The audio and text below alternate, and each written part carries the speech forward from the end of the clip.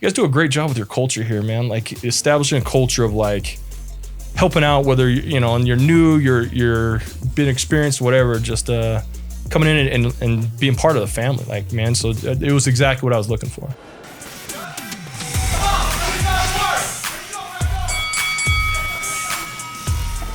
Hey guys, and welcome back to another episode of the Legends Boxing Podcast. We have another guest in studio today, and I'm really excited. It's actually been quite some time since Todd and I have sat down and had a conversation. So what better to do it than on a podcast? Absolutely, man. Thanks for being here, man. Yeah, my pleasure. Well, this is Todd Livingston, guys, and I've actually known him since about 2014. Yep. That's about the first time you moseying on into the Legends Boxing Gym, isn't that right? That's right, man. Well, before we get into that, watched a couple of your podcasts. Very impressed, but I want to say I don't think anybody said the F word on your podcast, so I just want to say, Andrew Scott, I'm proud of you. I'm sure we'll bleep that out. Yes, it's gonna get bleeped out. Yeah, man. It was 2014. We were in different spots, both of us, you and I. So it's good. It's good to be sitting down with you now. Well, let's talk a little bit like before we met, because you had started quite some time before that on like a fitness journey of your own. And like first, let's let the listeners get to know you a little bit. Where are you from? Yeah, so from Las Vegas originally. I was born and raised there, and then it was like in 2009-ish, my wife and I left to go to law school. Went to law school in Washington State up in Gonzaga. Graduated there and was kind of lost, trying to figure out where to go. Landed here in Utah, just thought it'd be a temporary thing. And then, we loved it. Fell in love pretty quick with Utah, and then we planted roots and no intention to leave. When did you graduate from law school? 2012. So I came down in 2012. So the market was bad, especially for attorneys who couldn't find a job. So Utah opened up to where they were allowing attorneys to apply for multiple states. Like you take an exam here. That's what I did. Took it here. And the intention was to leave, go elsewhere. But met some good people. Within my time here, and said, "Nah, we'll stay." So when did you? Because I remember the first time I met you that you you're like 6'5", aren't you? 6'4". Yeah, he's a tall guy. So for those who aren't watching on YouTube and you're just listening, to give you kind of a picture, when the first time I met him.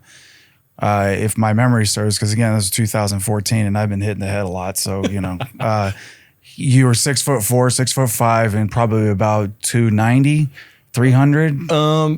So back then, right before I met you, that's where I was at. I was like at 320 before you. Got on a fitness journey where, I had a kidney stone or something, sent me to the doctor, talked to the doctor. They said, it was a very blunt nurse. Said, we're just joking back and forth, and say, hey man, you're a cool dude. I usually don't do this, but I'll tell you, like, you're fat, man. Like you got the wife, you got 3 kids. Like, bro, you gotta do something. You gotta change. And so I you didn't know him from anybody. He's just like a dude, like I said, and trying to be cool and say, hey man, you got to get on that fitness journey and clean up. So I said, all right. And had a job that I was working for the government at the time, so I wasn't even doing legal work. I was doing auditing. I was an auditor.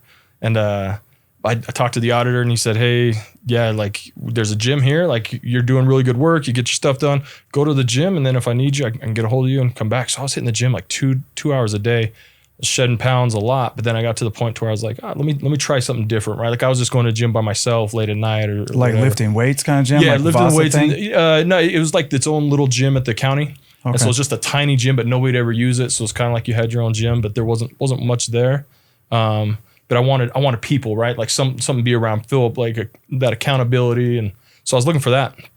And I don't know. I lived in Lehigh, so I drive by Legends, and growing up, like to throw hands a little bit, and said, maybe I'd get in boxing. So yeah, decided to come here. But I remember when you talk about the first time meeting, I don't know if you remember, like I came in thinking like, oh dude, like I'm going to come in, I'm going to hit that bag, and he's just going to be like, where's this guy been? Like, we found the next heavyweight champion of the world.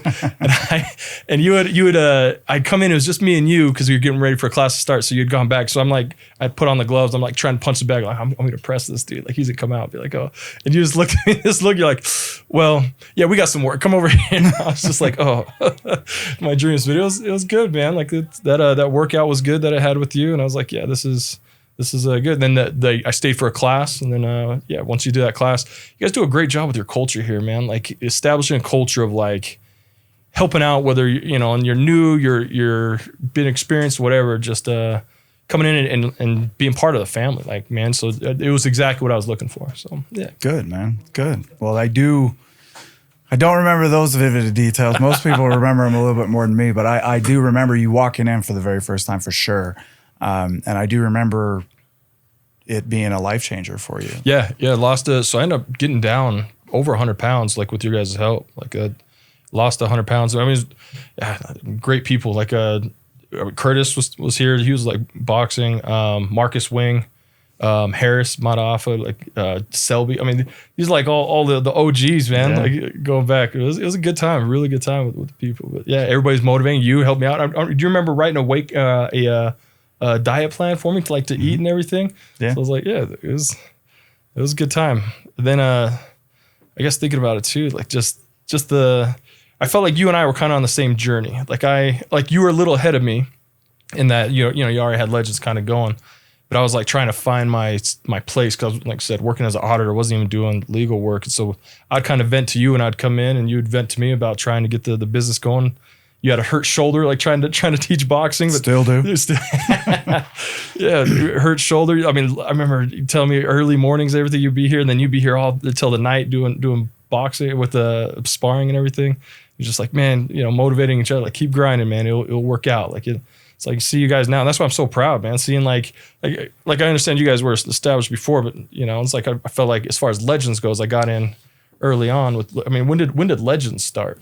So Legends became Legends in 2012. Like it was XSI Boxing before that, and then Legends happened like in 2012. But then the franchising. So like again, like Rob especially, his brain is never off the gas pedal. Like he is always foot down, 90 miles an hour. Let's go. Let's take it to the next level. Once you get to that level, what's the next level beyond that, right? Like we call it the blockbuster video mentality of where you don't ever want to have that. You don't ever want to sit back and go, okay, I've made it, right? I can put my feet more up. More like a Netflix then, right? Exactly. Well, adapt. I mean, like you get these humongous companies like Blockbuster Video, right? Like who would you have ever thought would have put Blockbuster out? Well, really, it started with Redbox. It wasn't Netflix. It was Redbox. And so like Blockbuster kind of like sat back. They put their foot off the gas pedal, right? And before they knew it, Redbox came in, and then Blockbuster is trying to put their own little rental things out in front of Blockbuster. And then now Blockbuster Video just doesn't even exist anymore, right? Well, they have one, right? Isn't it in Oregon, something like that? Is it still? Some documentary, yeah. Oh, okay. One. See, so yeah. So like that's the what we've always kind of said through Legends, and that's kind of like you and I with that same mentality, right? Like we just aren't going to take our foot off the pedal. Like we're not satisfied if we're not constantly going, right? Like go to the next level, then the next level, then the next level. Just like we were talking about Rob just 10 minutes ago. We're talking about, it's going to be even bigger for next EFN. What we're going to do. Like, how do you beat Evander Holyfield and all this stuff? Like, no. Oh, trust me. We got you. Like, and so like, I'm on the edge of my seat wondering what this is going to be, right? It's inspiring, man. I mean, even that, like, I remember coming to Legends when it was like the office was split in half. Like he had part like marketing company, part Legends. Yeah. It was like, so if you went through the door, all of a sudden there's like these or whatever, people run around. You're like, dude, that's it's funny, man. I mean, it's like I said, but it's like the hustle mentality, the grinding, the no quit, like, and that it just carries over, man. Carries over in all aspects of life. So that's awesome. Well, I'm actually proud and honored to be able to kind of say that we kind of helped that together back and forth. Stuff that you helped me with personally, stuff I helped you with personally. It's kind of helped us both get where we are to now. So let's talk a little bit of that. Let's fast forward. What are you currently doing now? Oh man. So I am doing legal work now. So I got with, dude, well, kind of like you had talked about Rob being a bulldog, not quit. Like, you see something, just goes after it. That's my partner, Blake. So he and I met at a law firm we were working at, back up. When we're talking about Legends and you're talking about franchising, so I don't know if you knew this, me and Rob met one time, like, cause I was at those crossroads where I was auditing and I was like, man, this ain't what I want to do for my life. And so me and Rob were talking. He's like, look, I'm ready to franchise. Like at this time I was coming to Legends 6 days a week, man. Like I loved it. And, he said, look, like there's a franchising opportunity, like get yourself in line, like, get things lined up, get some loans set up or whatever. And you can maybe take on one of the franchises. And he's like, I can help it grow and everything. And I was just about to pull the trigger on that. Had long conversations with the wife, talked to my brother, talked to some mentors. And I mean, just at that time, because I was gonna have to get loans from people, a job opportunity came up where I could actually get into not just the legal field, but like the area of law that I wanted. And so I was like, man, okay, the idea is potentially with personal injury could be lucrative, and so get some money, and then I can get into that franchise. So I decided to go that route and told Rob, say, hey, I'm gonna take this job. And he's like, no, you're very encouraging. Yeah, do it, man. Do your thing. You'll be great. So I got the job there, was working there for a year, and I met my partner, Blake. There's an office manager there named Jackie, and between us three, we just realized, dude, we all have that hunger and drive. Like, we're making this thing go. Let's bet on ourselves. And it's kind of like when like you and Rob, it's like, dude, we're betting on ourselves. Like, we're gonna get it to go. And so what we did, took off, left, and went down to Orem, like away from the other guy we were at, so that way we could just do our own thing, had a clean slate, and just started from ground zero, man, and grind. And that's unfortunately that's what took me away from Legends Boxing, is I didn't have the balance. Like, you know, I get so focused on something, that's why I lose 100 pounds and gain 100 pounds. And, you know, trying to find that balance in life. But stopped going to Legends because I was like, all right, let me get this thing off the ground. So we've been grinding. It's now today, actually tomorrow is exactly 5 years. Wow. That we've had our own business. It's been really good, man. Really, really good. Like I said, we've been fortunate enough to help people to sponsor Legends a couple times. Yeah. No plans to ever stop doing that. Now tell everybody what you're sponsoring us for. It's the EFNs, right? The executive fight nights. Yeah, when you say EFN, sorry. Executive fight nights. So we like to do that. We love coming in here, shooting the commercials for you guys, or for us, that you guys promote the fighters. You know, whatever we can do to donate to kind of help. I had a friend who had fought with you guys, Lisa Adams. So she fought, I think, in the very first one. But either way, yeah, she fought. I still gotta, you know, I'm on the fence, man. I still got to do it. The reason that I'm saying that I want to get in is I've kicked around the idea, but listen to Marcus Wing when his podcast with you, never quitting, but also talk about like that camaraderie. When you talked about bleeding with your friends, man. And like he talked about how he got the hell beat out of him, and Cade got the hell beat out of him, and they're just sitting back there looking at each other, and it's just like, yeah, man, these are my boys. Like, we did that together. And so I was like, all right, I gotta move some stuff around and shuffle some stuff. Problem is I make money with my brain, so I gotta kind of try to keep it preserved. But how old are you now? 41, getting ready to be 42 here soon. But my thing is, if Andrew would be my coach, I think that would help motivate me. Well, I think that we can make that work out. That would probably be a pretty easy commitment to do. But the next EFN, again, like, I'm really excited to see what Legends has in store for exactly that time frame. I'm always excited because, like I said, seeing the first one where my friend had fought, and it was very well put on. But then you see the second one, it's like, oh, this is bigger. And then the third one, you're like, oh, it's like. And then I saw the one where you had fought. What was it, two ago? 2 years ago. Yeah. You fought, and then we went to this last one, you know, and now it's Evander Holyfield. You got celebrities and showing up. Yeah. I'm like, man, next time, what are we going to do? Is it going to be on a plane somewhere? Some like big ass jet? Like, I'm excited to see. Like, I really am excited with Rob and his ideas. And like the one thing that I can always, you know, definitely attest to with Rob is that his ideas are really huge. They're really big, and they come to him just like epiphanies, like out of nowhere. Like, they just, it just hit me, and this is great. Tell him this, Rob, if you're listening, which is your podcast, you better be.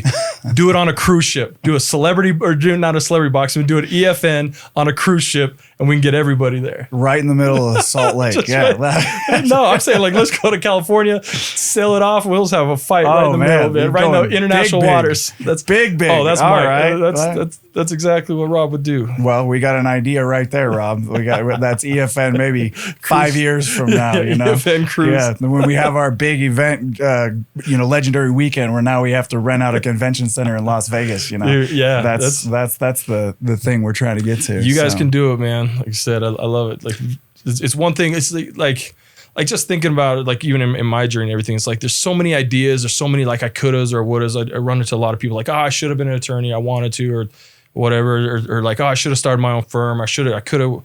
But you know, there's no shortage of ideas. It's the effort, man, and that's why I see, like, with you guys, like, It's a funny story too. So when I was boxing with you guys, I was working in the county in Salt Lake. So I'd have to drive from Salt Lake to get down here for the 4 o'clock class. So I'd be like hauling to try and get here in time, but I didn't have time to change. So I'd be changing in my car, literally changing full on in my car getting down here because there's only one Legends. There was a Legends in Lehigh and I worked in Salt Lake.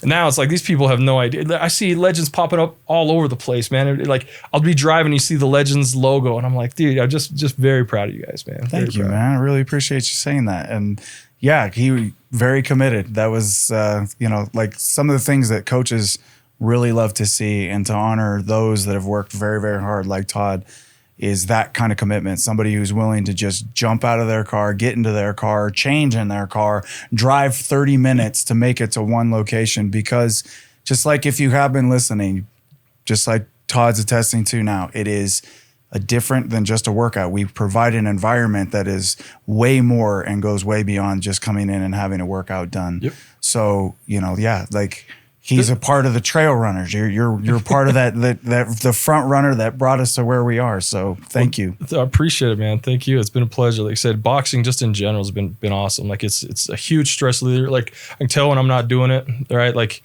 I did get a bag at home, kind of helps out, but just nothing's gonna change.